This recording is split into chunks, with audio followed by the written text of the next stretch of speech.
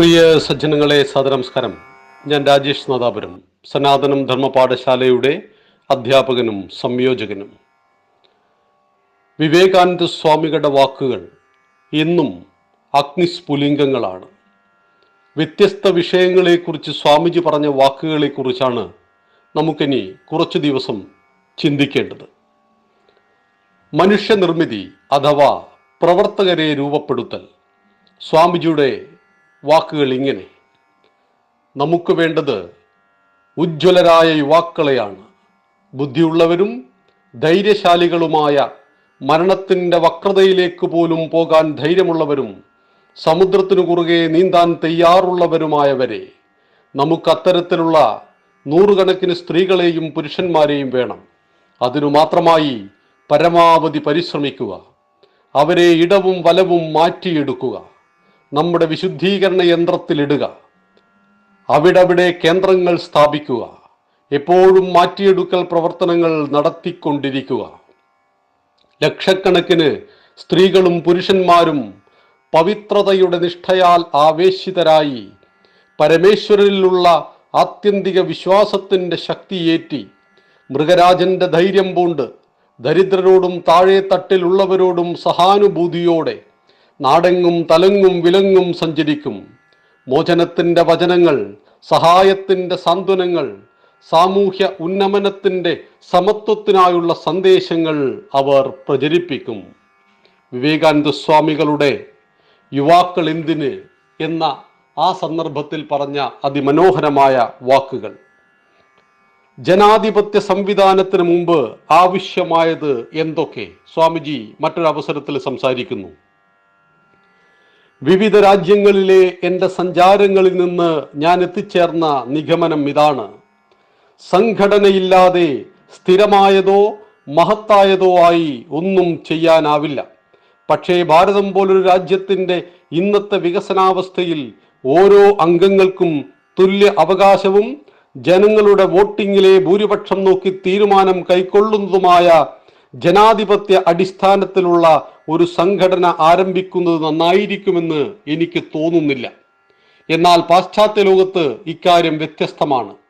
നമുക്കിടയിലും വിദ്യാഭ്യാസം വ്യാപകമാകുന്നതോടെ വൈയക്തിക താല്പര്യങ്ങൾക്കും ബന്ധങ്ങൾക്കും മേലെ ഉയരാനാവും.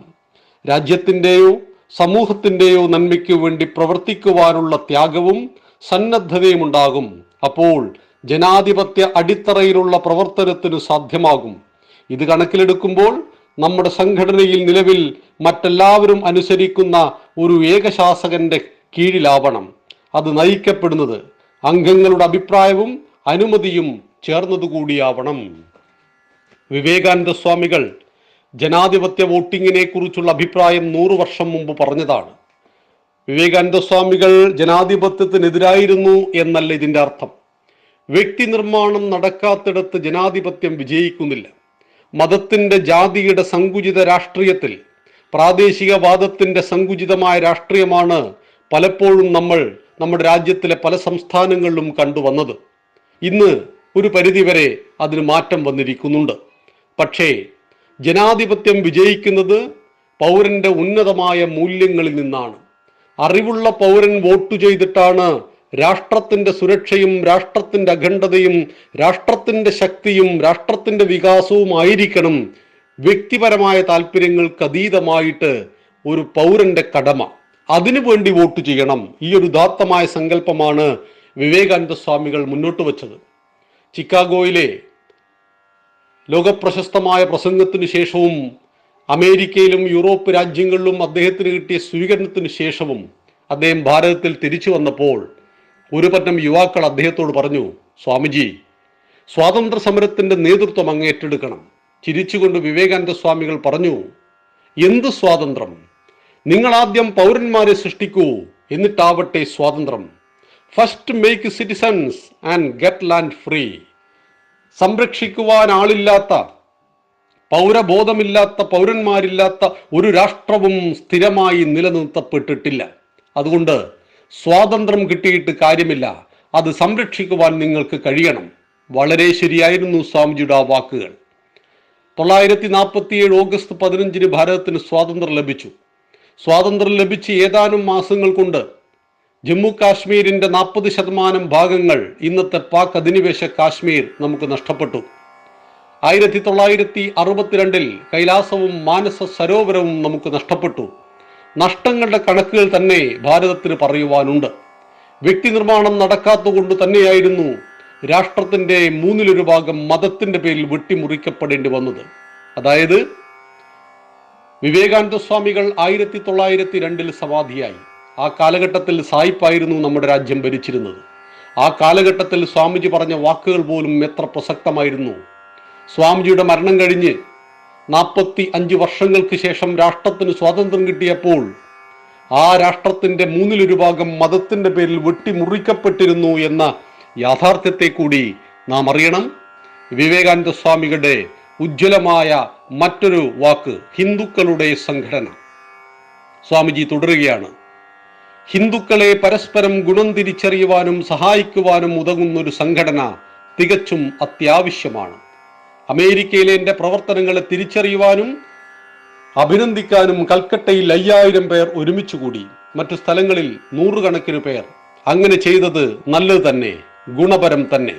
പക്ഷേ അവരോട് ഓരോരുത്തരോടും എനിക്ക് അവരുടെ സമ്പാദ്യം തരുവാൻ ആവശ്യപ്പെട്ടു എന്നിരിക്കട്ടെ, അവരതനുസരിക്കുമോ?